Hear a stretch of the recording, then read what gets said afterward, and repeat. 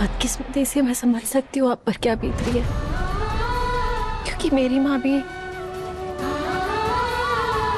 ऐसी माँ की औलाद हूँ ना मैं, ऐश्वर्या राय से। मुझे पैदा करते ही बाबा जी को वापस करना चाहती थी मुझे।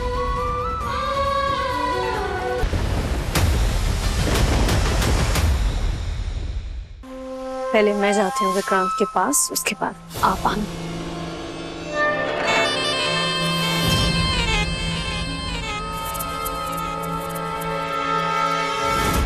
मनु, ये फरिश्ते क्या कर रही है यहाँ पे? विक्रांत सर के पास जा रही है, कुछ तो करना होगा।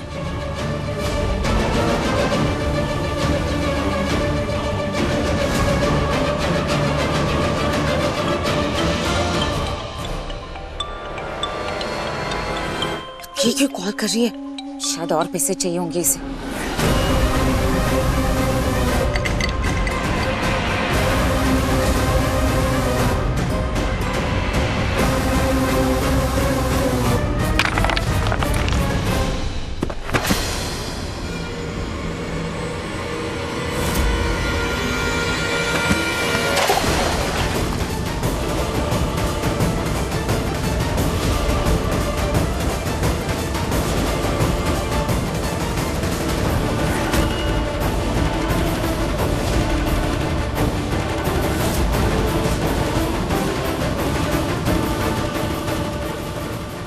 हे भगवान, धैर्य ने मुझे मलिका के साथ देख लिया।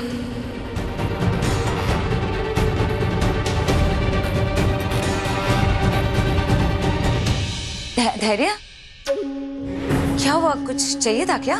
आपसे बात करनी है, छत पर आइए। छत पे? ठीक, आ रही।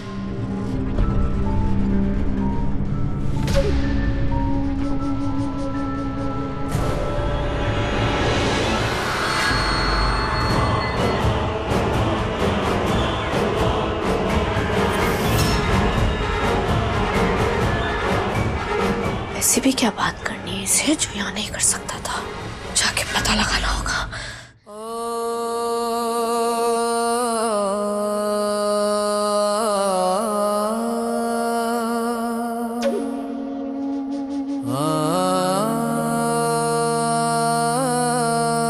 धैर्य, क्या हुआ? तुझे कुछ बात करनी थी ना? क्या बात? बोल। क्या हुआ?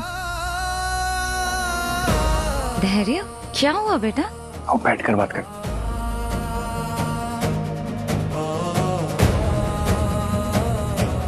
ले बैठ गई, अब तो बोल क्या बात है? मैं सोच रहा था कि आज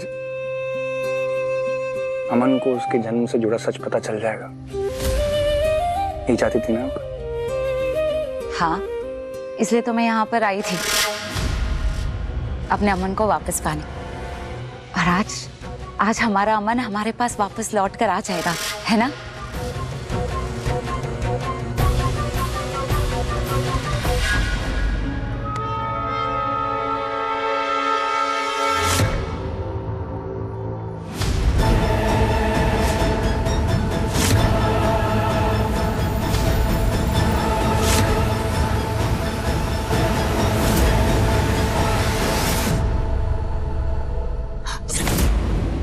बिल्कुल चुप।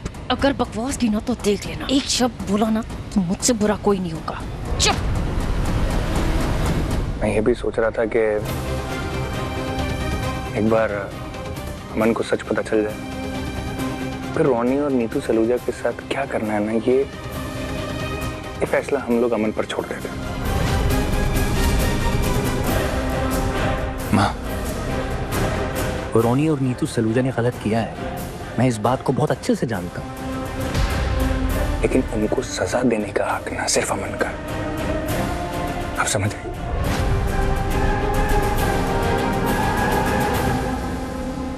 मामा, ये मेरा मानना है। एक बार उन्होंने अमन को हमें वापस लौटा दिया, अपनी गलती मान ली, माफी मांग ली, फिर उनके ऊपर कानूनी कार्रवाई करना, ये तो कुछ समझदारी है ही नहीं ना। इससे नुकसान किसको मिलेगा? हमारे अमन को। हम वो तो नहीं चाहते हैं। आज आके रहे तो उसके माँ बाप ना सगे नहीं है तो क्या हुआ, पाल पोस कर बड़ा किया है ना उन्होंने, तो उनके ऊपर कानूनी कार्रवाई ये नहीं करते। हाँ धैर्य सर, बस शांति से बात कीजिए। हमें विशाखा जी के मुंह से उनका गुनाह कबूल करवाना है। ये तेरा दिमाग खराब हो गया क्या? उन दोनों को सजा मिलनी चाहिए। रोनी सलूजा और नीतू सलूजा दोनों जेल में जाने चाहिए। अमन क्या चाहता है मुझे ये सब नहीं पता, उसे मैं मना लूंगी। ठीक ठीक ठीक, कोई बात नहीं, हम गुस्सा मत करो, आराम से बैठ। तू कैसी बातें कर रहा है? आप जैसा चाहते हैं एग्जैक्टली वैसा ही होगा। रोनी और नीतू सलूजा को हम लोग जेल भेज देंगे, ठीक है? लेकिन उनको जेल भेजने के बाद ना हम अमन को लेंगे और चले जाएंगे।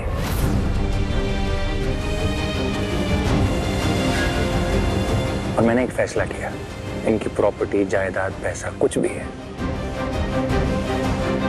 ये नहीं चाहिए। सलूजास, उनसे सिर्फ हमारा अमन, हम उसको लेंगे और चले जाएंगे। और वैसे भी उनकी पैसा, प्रॉपर्टी वो कोई हमारी थोड़ी है, उससे हमारा क्या वास्ता। हमें तो बस अमन से मतलब है ना, अमन हमको मिल जाएगा, हम खुशी खुशी चले जाएंगे, हमें और क्या करना किसी से भी। धैर्य तू ना पागल हो गया, तू सच में पागलों जैसी बातें कर रहा है। तू क्या बातें कर रहा है, तुझे कुछ समझ में भी आ रहा है? अरे ये सब कुछ विक्रांत का है, विक्रांत का पैसा है। ये पूरा बिजनेस उसने बनाया है उसके बाप के साथ मिलकर। हम कैसे विक्रांत का पैसा जाने दे सकते? नहीं, क्यों छोड़ दे? अमन का।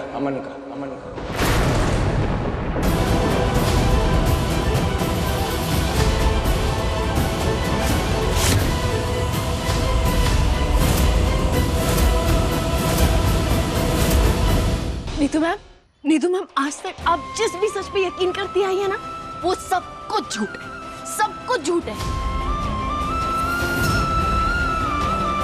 आपने विक्रांत सर और धैर्य सर के पिता की जान नहीं ली।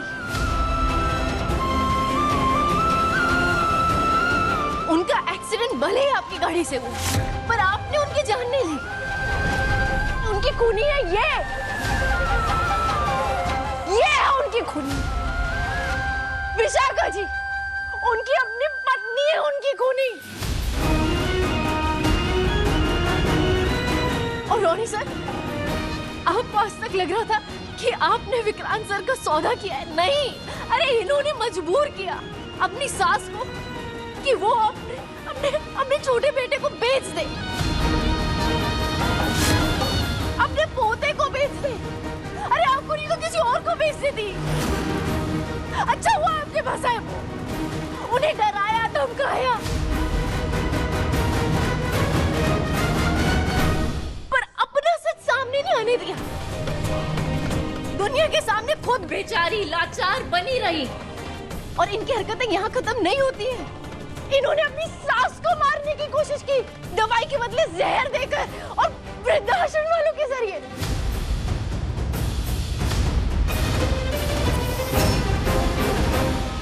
तभी तो पकड़े गए ये लोग, तभी पकड़े गए।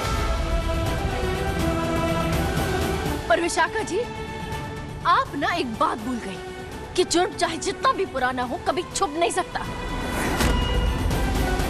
बोलिए विशाखा जी, बोलिए, क्या हुआ? आपका कोई और गुनाह छूट गया है क्या मुझसे?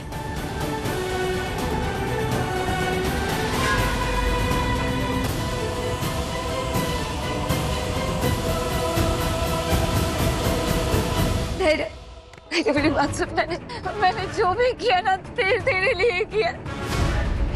मैं मानती हूँ कि मुझसे बहुत बड़ी भूल हो गई, ये मेरी गलती है, मैं मानती हूँ। लेकिन इतने सालों बाद तू उस बात की सजा देगा मुझे? इतने सालों बाद?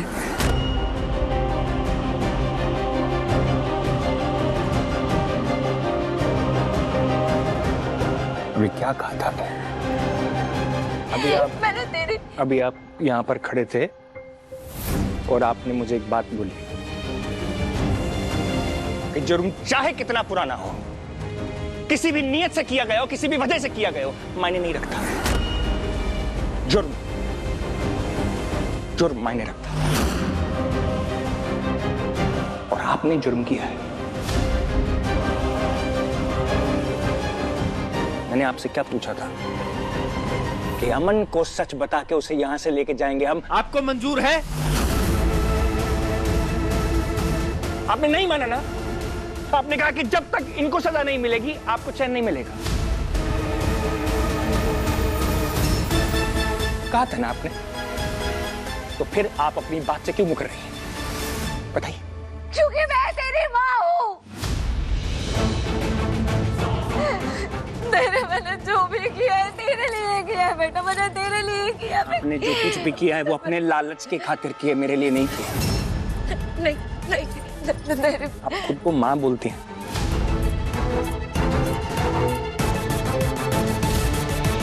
आपको माँ शब्द का मतलब मालूम है? मैं माँ कहता हूं आपको। माँ शब्द की ना एक गरिमा होती है। जब आपने हमारे अमन को 4 पैसों के लिए इनको बेच दिया ना, उस दिन आपने वो गरिमा मिटा दी। फख्र करता था मैं आपको माँ कहने में और खुद को आपका बेटा कहने में। आपकी किस्से कहानियां उदाहरण देता था मैं सबको। मेरा भरोसा तोड़ दिया आपने।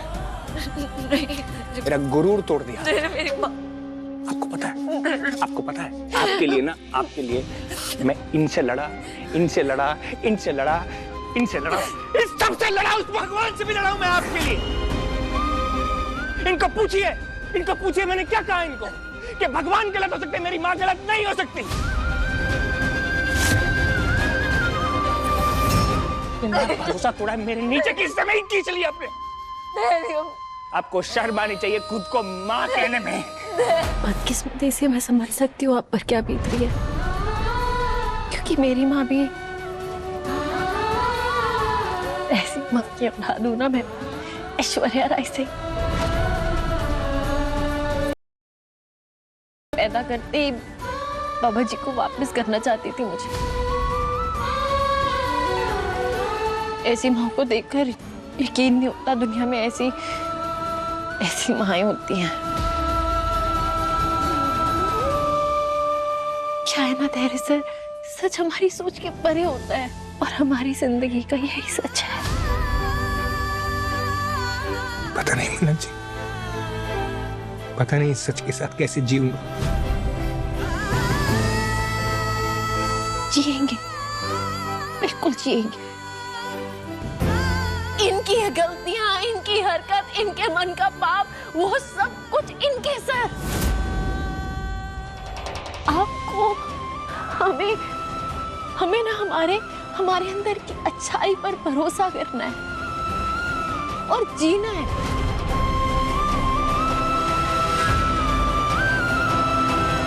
उन लोगों के लिए जो हमसे प्यार करते हैं, जिनसे हम प्यार करते हैं, जिनके साथ इन लोगों ने गलत किया और उस गलत को सही करना होगा। अपनी माँ के गलत को कभी नहीं जीतने दूंगा मैं। अपने भाई को दोबारा परेशान नहीं करूंगा मैं, उसका दिल नहीं तोड़ूंगा। खास करके तब जब वो इतने अच्छे लोगों से घिरा हो, जो लोग उसको सच्चा प्यार करते हैं।